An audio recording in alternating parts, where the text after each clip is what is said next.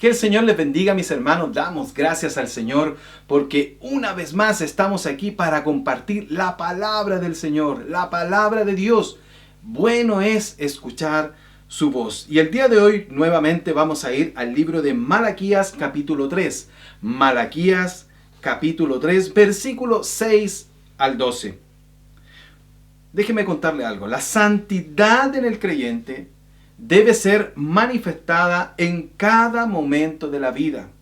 A veces existe la tendencia a excluir aquellas áreas que nos parecen poco espirituales. Por ejemplo, el trabajo, el colegio, el deporte y las finanzas. Sobre todo este último punto que causa tanta controversia producto de que hay hombres inescrupulosos que han hecho mal uso del dinero, sacan provecho personal. Pero hermano querido, este es un tema que Dios trata en la Biblia, no lo excluye. Una situación a considerar es que el pueblo escogido, Israel, tenía íntimamente asociada la prosperidad material con la bendición de Dios, o ser bendecido por Dios, o la bendición espiritual. Henry lo explica de esta manera. En el Antiguo Testamento siempre contempla una estrecha relación entre bendiciones espirituales y bendiciones materiales.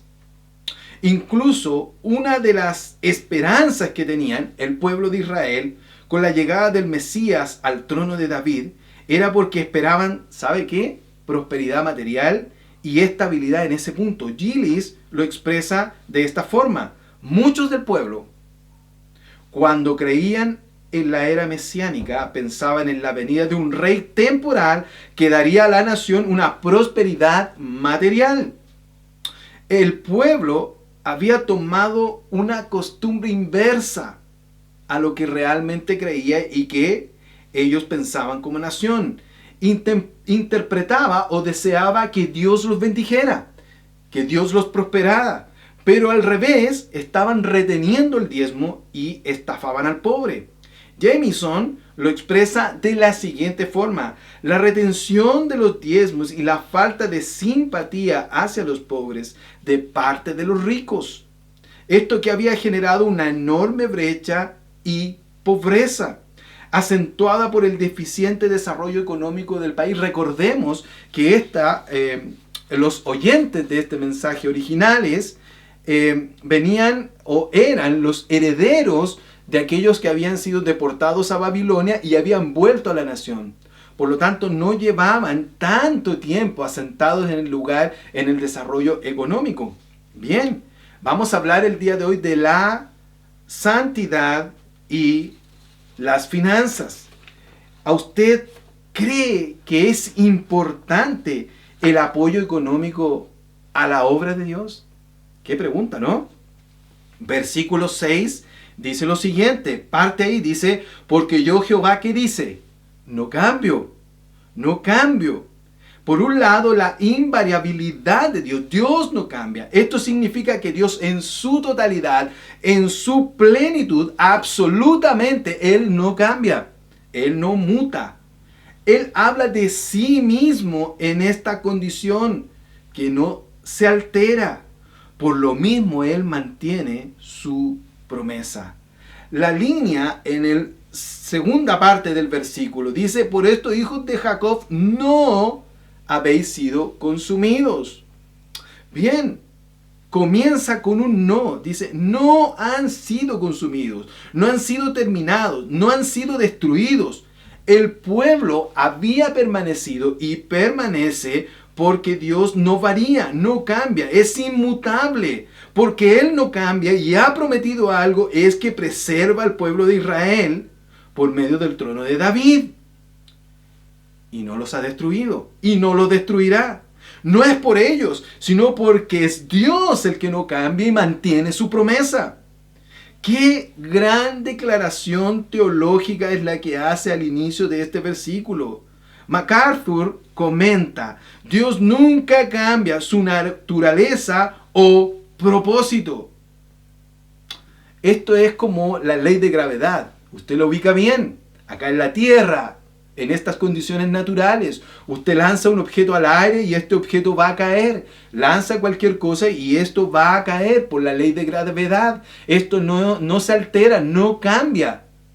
En condiciones naturales se mantiene igual. Todo lo que sube baja por la ley de gravedad. Bueno, de la misma manera, Dios que creó esta ley de gravedad, Dios no cambia, no muta en lo absoluto. A nuestras vidas, el Señor ha declarado muchas cosas en su palabra. Él nos ha prometido por medio de su voz escrita y cumplirá. Eso no depende de nosotros, hermanos. No está en nuestra mano. Esto depende de Dios, porque es Él que no cambia y Él lo ha prometido. Revisemos ahora si podemos escondernos de Dios cuando no hacemos lo correcto. Versículo 7. Dice ahí, versículo 7. Desde los días de vuestros padres os habéis apartado. Tome atención, desde los padres os habéis apartado de mis leyes y no las guardasteis. Volveos a mí y yo me volveré a vosotros, ha dicho Jehová de los ejércitos. Mas dijisteis, ¿en qué hemos de volvernos? Nos arrepentimos y en su fidelidad Dios se vuelve a nosotros. Este versículo indica que se apartaron completamente, totalmente. Se habéis apartado. Considera incluso a sus antepasados hasta el tiempo presente. Le dice, todos ustedes, desde sus padres, desde sus antepasados, se han apartado de mis leyes, de mí. Esto es la omnisciencia de Dios. Dios todo lo sabe. Para Él no existe el tiempo. Dios manifestando su todo conocimiento. Él conoce absolutamente todo. Nuestra historia completa está delante de Él. Hay algo determinante en este versículo cuando dice, volveos a mí. Les indica volver ¿para qué? Porque sí, hay un objetivo mayor. De esta manera, Él se volvería a ellos. Impresionante. Volveos a mí y yo me volveré a vosotros. El Señor quiere que nos arrepintamos. Y en el versículo, en la segunda parte de este versículo, hay una pregunta que el pueblo se hace. ¿En qué hemos de volvernos? Fingiendo santidad ante Dios producto de su ceguera. La pregunta del pueblo muestra su ceguera. Es el endurecimiento del corazón producto de la práctica del pecado. Nuevamente ignorando las palabras de Dios. ¿En qué hemos de volvernos? Bien, hay un caso muy renombrado y muy duro que ha ocurrido a nivel internacional muchos años atrás, el caso del expresidente Bill Clinton, cuando él negaba su adulterio con Mónica Lewinsky, y en una conferencia de prensa él dice, yo no conozco a esa mujer, nada, no tengo nada con ella. Él mintió y después salió a la luz la historia de todo su pecado. Bueno, este es exactamente lo mismo, es el pueblo diciendo en qué hemos de volvernos. Ellos lo sabían. Para nuestra vida, Dios nos da a entender a nosotros lo que quiere de cada uno, de usted y de mí. Esto por medio del Espíritu Santo y a la luz de su palabra. Además, en su omnisciencia, esto es su todo conocimiento, sabe todo lo que hacemos, incluso aquellos que creemos que nadie ve. Él va a lo profundo de su corazón y nos invita a volvernos desde nuestros pecados a arrepentirnos. Él nos invita y nos llama al arrepentimiento, como lo hacía con el pueblo de Israel. Veamos cómo Dios confronta cuando queremos hacer oídos sordos a su orden.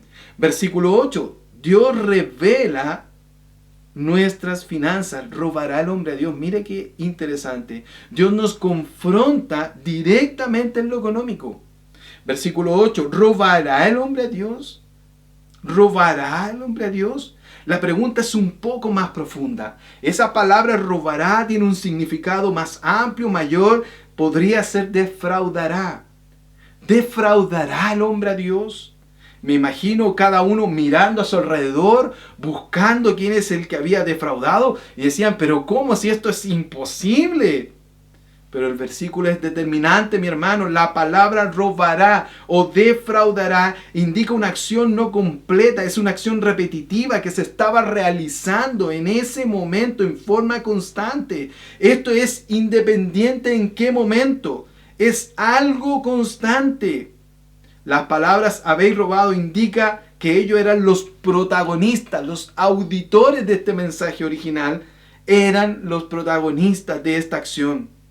Es casi como una afirmación. ¡Sí, roban! ¿En qué hemos robado? Hace una pregunta a continuación. ¿En qué hemos robado? ¿En qué te hemos robado? Bien, esto es fingir generosidad ante Dios producto de su ceguera. No sustentar su obra, hermano querido. El templo, en este caso, es robar. Nuevamente los auditores con su razonamiento para encubrir su pecado, y Dios descubre el robo en sus diezmos, les dice, y en sus ofrendas. La declaración de Dios de tildar a los israelitas de ladrones es aplastante y determinante. En contraparte, registra la pregunta que realiza la gente del pueblo: ¿en qué te hemos robado? Bueno, abriendo lo que realmente había en su corazón. Esto es indiscutible. El problema de ellos era la mala administración de sus recursos. Ese era su pecado. Pfeiffer nos escribe lo siguiente: me habéis robado. La mayordomía negligente era equivalente al fraude o robo. Diezmos, en cuanto a la obligación específica, ofrendas, es la palabra teruma, que se utiliza para ofrendas voluntarias, de los dones, de las primicias, de lo que debía entregarse al santuario y de las partes de los sacrificios que se reservaban para los sacerdotes.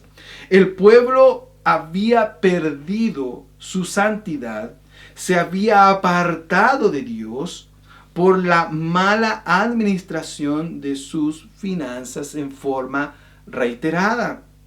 Ya dijimos, esto no fue ocasional, fue reiterado. El versículo 9 nos da una declaración tremendamente potente. Dice ahí: malditos sois con maldición, porque vosotros, la nación, escuche bien, toda me habéis robado. La sentencia del producto de la mezquindad del pueblo por la falta de provisión para su templo es concluyente. La palabra sois con maldición indica una sentencia directa, una maldición directa de parte de Dios, y remata diciendo: ustedes, la nación, toda me habéis robado. No había ninguno que se excluyera de esto. Esto es el cese o pérdida de la bendición económica sobre ellos. Dios ejecuta y da una maldición al pueblo y cesa la bendición económica sobre ellos. Bueno, hay una historia ahí, un niño que viene y sacó galletas, y la mamá le pregunta, está en la cocina, va el niño y de un frasco saca las galletas y la mamá le pregunta: ¿qué hiciste? El niño dice: ¿qué he hecho, mamá? Como sorprendido, como diciendo: yo no he hecho nada.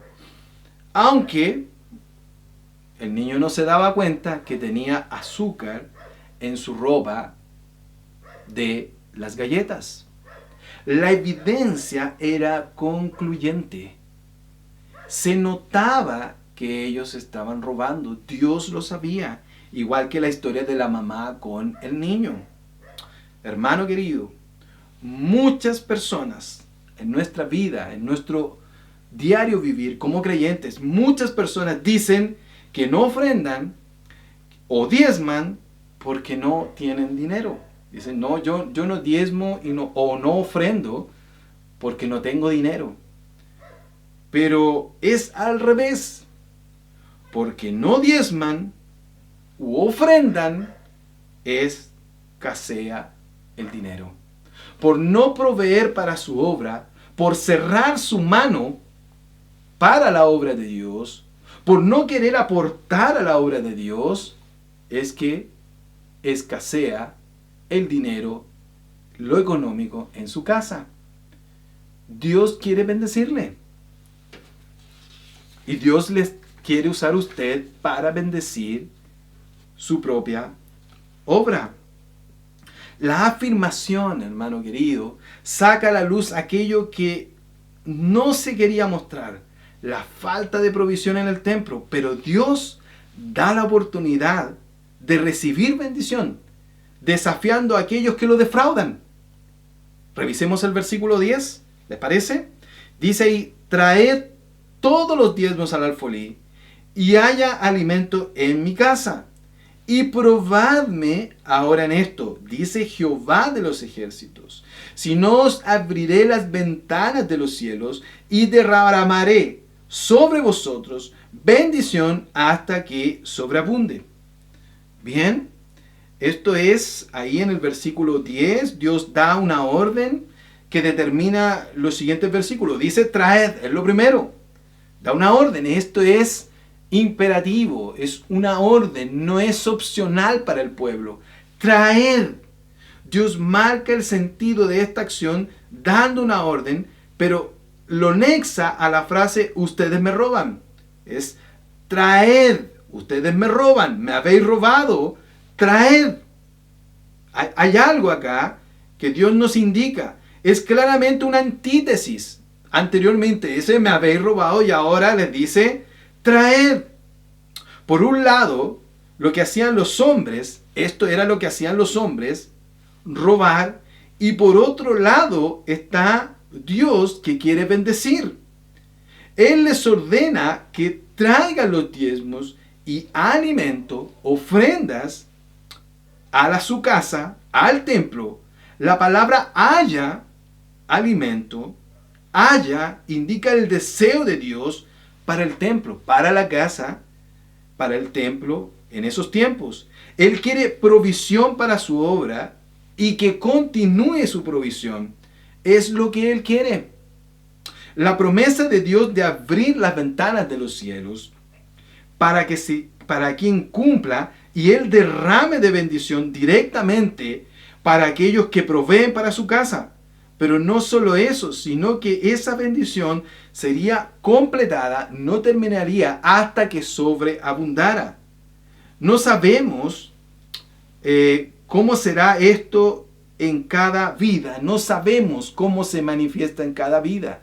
Cómo Dios hace esto en cada vida. Esto es un principio. No sabemos cómo en cada uno se iba manifestando. Pero Dios lo hará en su voluntad perfecta. Bien, esto es maravilloso y la gente se cuestiona y dice, pero todavía hay pobres y mira, todos se están entregando ahí en el pueblo de Israel o se volvieron a Dios y entregaron, pero habían pobres.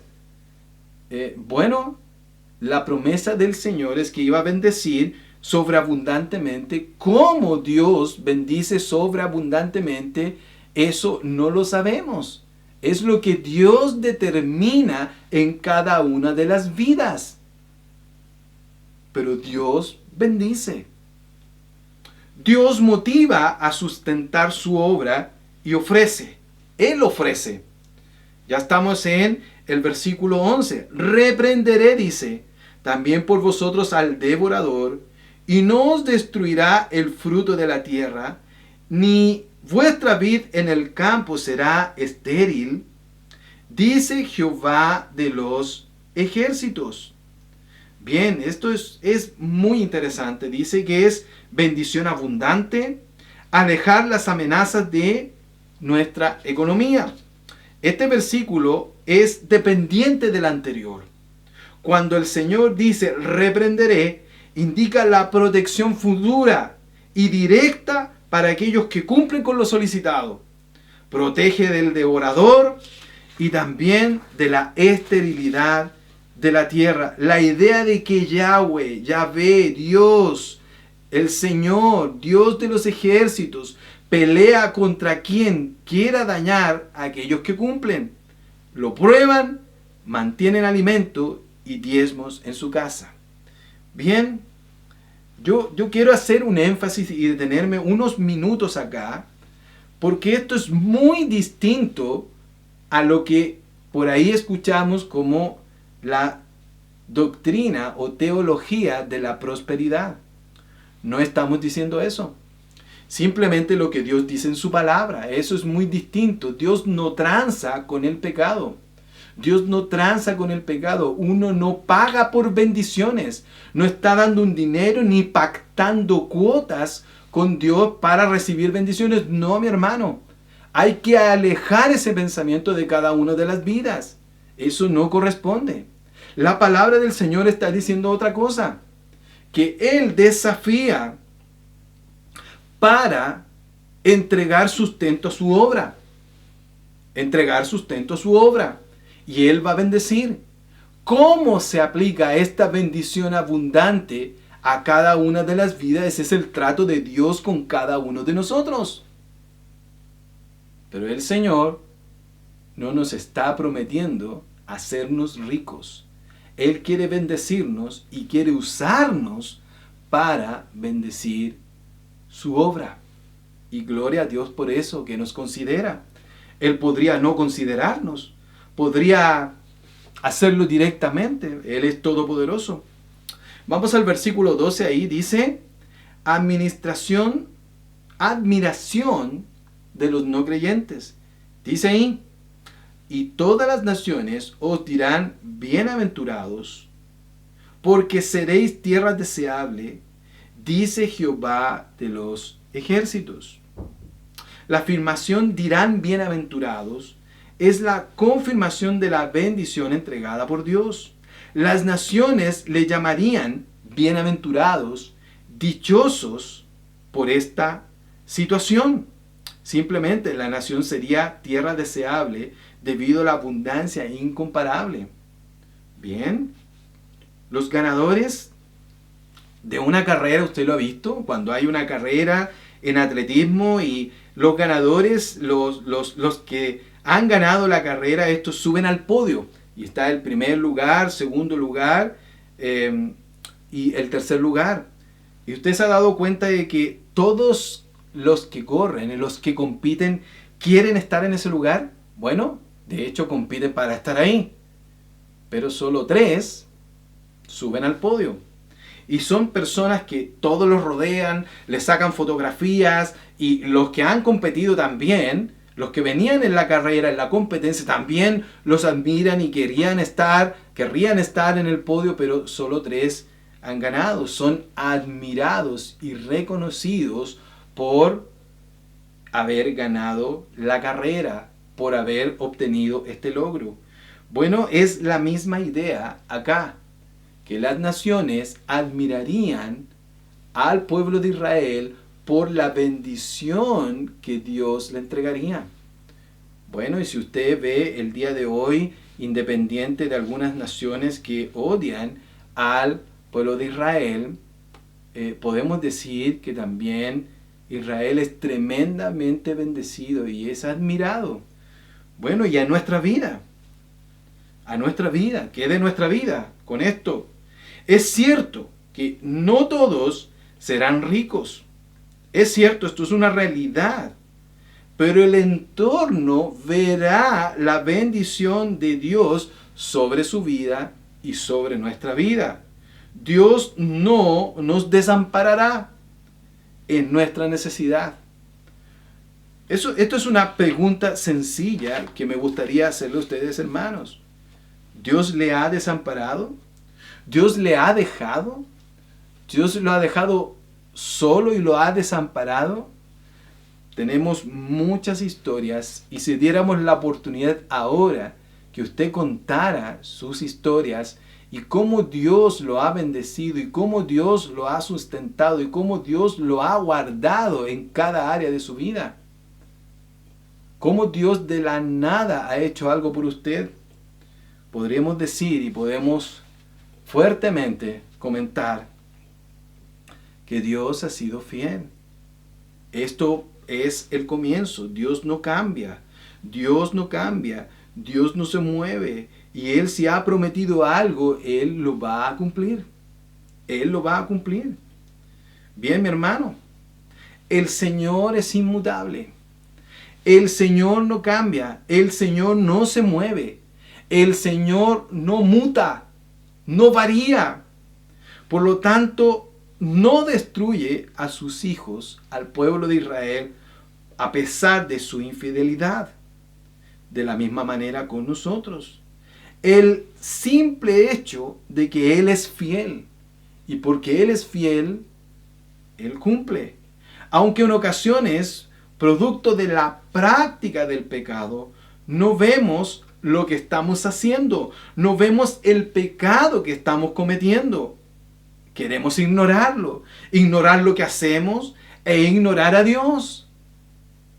Dios nos confronta y nos prende en nuestras propias preguntas para declarar aquello que escondemos. Él llama al pecado por su nombre. No lo llama ambiguamente, Él lo llama por su nombre. Y no pasa por alto la avaricia, hermano. El materialismo. Créame que uno de los pecados grandes que hay en este tiempo es el materialismo. Y Dios no pasa por alto esa avaricia. Insensatez por perder la santidad debido a las finanzas o al descuido de la obra de Dios. Esta insensatez, este perder la comunión, eso es alejarse del Señor, producto del dinero. ¿Cuántos han transado con su trabajo, trabajar más para ganar más y no congregarse o no tener comunión con el Señor? Esto es terrible. Él declara maldición o cese de las bendiciones que Él entrega por la infidelidad del hombre, simplemente por la provisión de su obra. Pero por otra parte, da la orden de suplir para la extensión del reino. Bueno, el que no cumple, cese de bendiciones, y el que cumple, Dios lo quiere bendecir.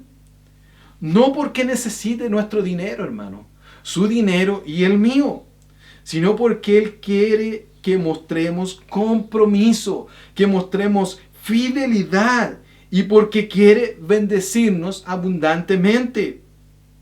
Pero esto, hermano querido, no debe ser la motivación para aportar a la obra de Dios. Cuando decimos que Dios es Señor de nuestra vida, Él es el Rey, Él es el Señor, inmediatamente, hermano, inmediatamente todo lo que tenemos es de Él. Y no hay mayor bendición, mi hermano querido, que servir a nuestro Dios con todo lo que tenemos y servir a nuestros hermanos. Porque más bienaventurado es dar que recibir, como dice en Hechos 30:35. ¿Es Dios el Señor de nuestras vidas? ¿Es el Señor de su vida? ¿Dios es el Señor de su vida? Hay que rendir nuestra vida a Él con todo lo que tenemos. No solamente con nuestros cánticos, también con nuestras finanzas. Tenemos que aportar a su obra. Tenemos que ser instrumentos aportando a su obra. Si esto no es así, mi querido hermano, si esto no ha ocurrido, si usted está pecando en esta área y está cerrando su mano, está siendo egoísta con la obra del Señor, usted está siendo egoísta con aquel hermano que necesita, si usted está siendo egoísta con todo su entorno, si usted está siendo egoísta y ha cerrado su mano para no dar como Dios quiere que usted dé, hermano querido, tiene que arrepentirse, tiene que cambiar, no puede seguir en esa condición. Tiene que arrepentirse. ¿Es Dios el Señor de su vida? ¿Es Dios el Señor de su vida en todas las áreas? Si no es así, mi querido hermano, si esto no está siendo de esta manera, yo le invito a que podamos orar. Yo le invito a que podamos orar y que podamos entregar esta carga al Señor. Bien, y quizás usted que está escuchando podrá pensar, y ya están hablando de dinero, pero esto es verdad, es lo que Dios trata. Pero déjeme decirle una cosa, Dios a usted también lo quiere bendecir. Dios también lo quiere bendecir su vida y su familia. No necesariamente estamos hablando de lo económico, pero Dios lo quiere bendecir.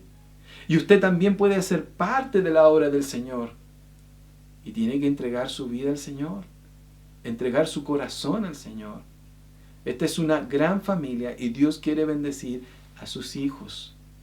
Este mensaje es para sus hijos. Si usted no es parte de sus hijos, yo le invito a que pueda orar, cerrar sus ojos donde está y orar. Padre Celestial, en el nombre de Jesús, entrego mi vida a ti. Reconozco que soy pecador y que tu Hijo Jesucristo murió en la cruz por mi vida. Reconozco la obra redentora o de salvación para mi vida. En el nombre de Jesús. Amén. Yo le invito a que usted también pueda leer su Biblia, pueda orar. Van a acercarse unos hermanos y les van a comentar qué es orar, qué es la Biblia, y le podemos enseñar o explicar con más detalle. A Dios sea la gloria, honra y alabanza, y a nosotros solamente su misericordia.